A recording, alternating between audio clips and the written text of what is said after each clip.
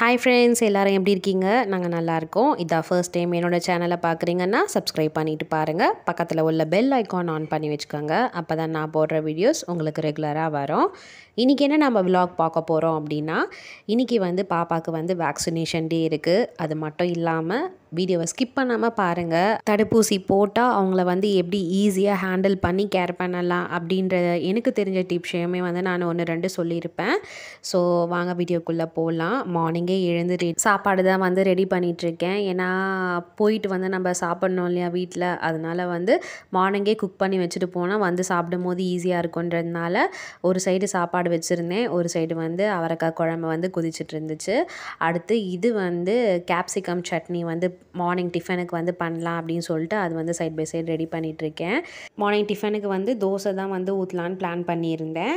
அதுக்கும் சட்னிக்கும் ரொம்பவே சூப்பராக இருக்கும். யாருக்கெல்லாம் கேப்சிகம் சட்னி ரொம்ப பிடிக்கும் அப்படின்றது எனக்கு கமெண்ட் பண்ணுங்கள். பார்க்குறதுக்கே ரொம்ப கலர்ஃபுல்லாக இருக்கும், நல்ல டேஸ்டியாகவும் இருக்கும் சாப்பிட்றதுக்கு.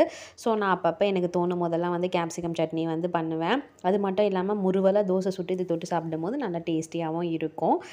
எங்கே போனாலும் இந்த சமையல் வேலை மட்டும் இருந்துகிட்டே தாங்க இருக்குது. அதுவுமே நம்ம வெளியில் போகிறோன்னா இன்னும் சீக்கிரமாக எழுந்து நம்ம சமைக்கணும். அந்த மாதிரி சுச்சுவேஷனில் தான் இருக்குது. எல்லாருக்கும் அந்த மாதிரியான்னு சொல்லுங்கள்.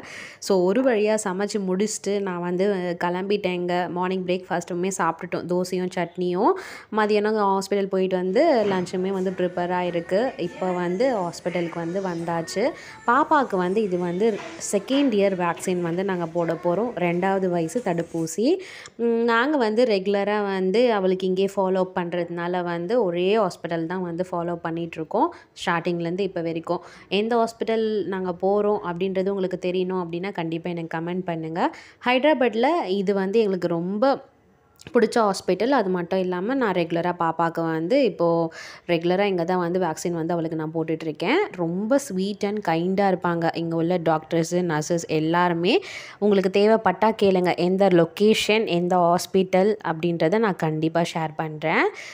பாப்பா இங்கே ஹாஸ்பிட்டலுக்கு கூட்டிகிட்டு வந்துட்டோம் அப்படின்னா விளையாட ஆரம்பிச்சிடுவா. ஏன்னா இங்கே ஹாஸ்பிட்டலில் இவங்க குட்டி பாப்பாங்களுக்குன்னு சொல்லிட்டு விளையாடுறதுக்கு இந்த மாதிரி ப்ளே செட்டப் பண்ணி வச்சுருக்காங்க. ரொம்ப சூப்பரான கான்செப்டில் இருக்கும்.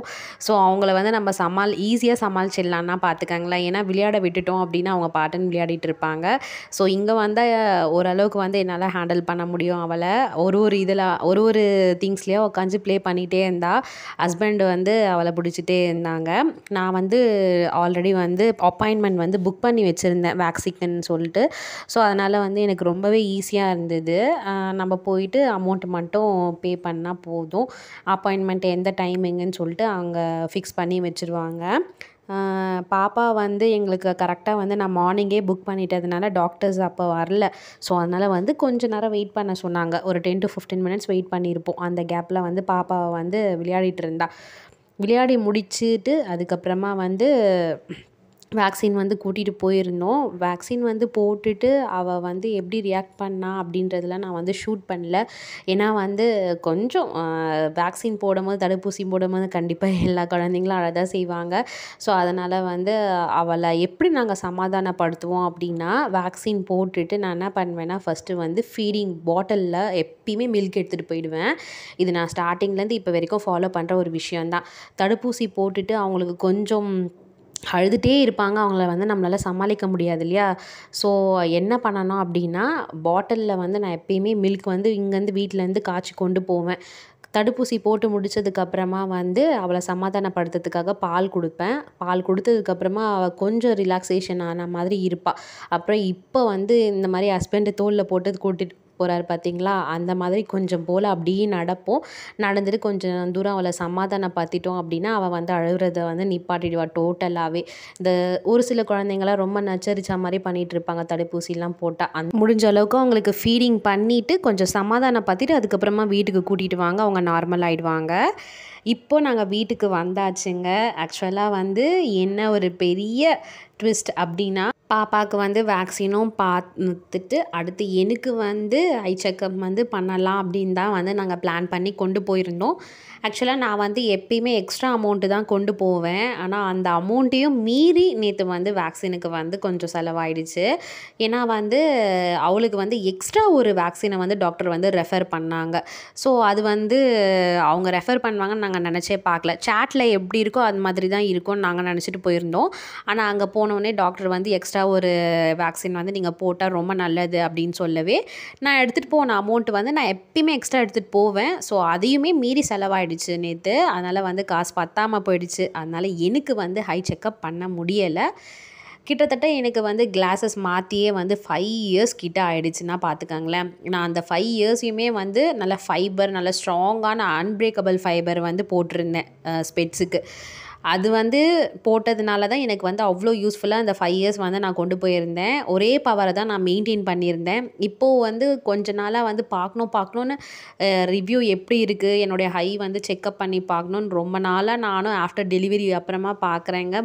போகவே முடிய மாட்டேங்குது. சரி நேற்று போகலாம் அப்படின்னும்போது அமௌண்ட் வந்து பத்தாம போயிடுச்சு. ஆக்சுவலாக நாங்கள் வந்து எப்படின்னா ரொம்ப ஹை கிளாஸு அந்த மாதிரிலாம் இல்லைங்க. மிடில் கிளாஸ் ஃபேமிலி தான். ஸோ நம்ம சேலரியை வச்சு தான் நம்ம வந்து எதுவாக இருந்தாலும் பண்ண முடியும். அந்த மாதிரி சுச்சுவேஷன்ஸ் தான் என்னோடய ஃபேமிலியிலலாம் பொறுத்த வரைக்கும்.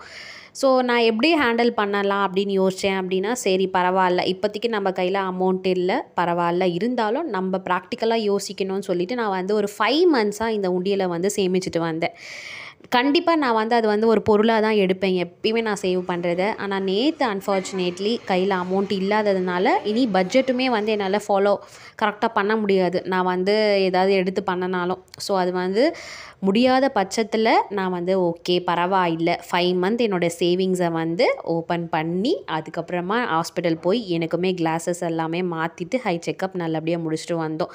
தவிர்க்க முடியாத சமயத்தில் நீங்கள் உங்கள் சேவிங்ஸை இந்த மாதிரி பண்ணியிருக்கீங்களான்னு எனக்கு கண்டிப்பாக கமெண்ட் பண்ணுங்கள்.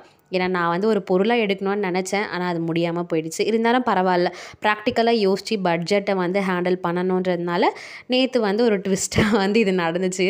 உங்களுக்கெலாம் இந்த மாதிரி நடந்திருக்கான்னு எனக்கு கண்டிப்பாக கமெண்ட் பண்ணுங்கள். அப்புறம் என்ன, ஹாஸ்பிட்டல் போயிட்டு வரத்துக்கே நைட் ஆகிடுச்சுங்க. போயிட்டு வந்ததுக்கப்புறமா அகர்வால் ஹாஸ்பிட்டல் தான் போயிருந்தோம். இது சொல்லணும்னு நினச்சேன். அகர்வால் ஹாஸ்பிட்டல் கச்சுபோலி பிரான்ச்சுக்கு வந்து நான் போயிருந்தேன். ஸோ அங்கே போயிட்டு வந்ததுக்கப்புறமா வந்து நான் கொஞ்ச நேரம் படுத்து தூங்கிட்டேன். அதுக்கப்புறமா எதுவுமே குக் பண்ண முடியலங்க நைட்டுக்கு. ஹஸ்பண்டை வந்து ஒரு சிக்கன் ரைஸ் வாங்கின்னு வர சொல்லியிருந்தேன். ஏன்னா அதுதான் கொஞ்சம் டேஸ்டியாக சூப்பராக இருக்கும் இங்கே ஹைதராபாத்லலாம். ஸோ அதனால் அது வாங்கிட்டு வந்ததுக்கப்புறமா நைட்டு டின்னரை வந்து சாப்பிட்டு ஸ்மூத்தாக முடிச்சாச்சு. என்ன ஒரு பெரிய வருத்தம்னா என்னுடைய 5 மாதம் சேவிங்ஸை வந்து உடச்சிட்டேன். இருந்தாலும் பரவாயில்ல, யூஸ்ஃபுல்லாக தான் போச்சு. வீடியோ பிடிச்சிருந்துச்சின்னா சப்ஸ்கிரைப் பண்ணுங்கள்.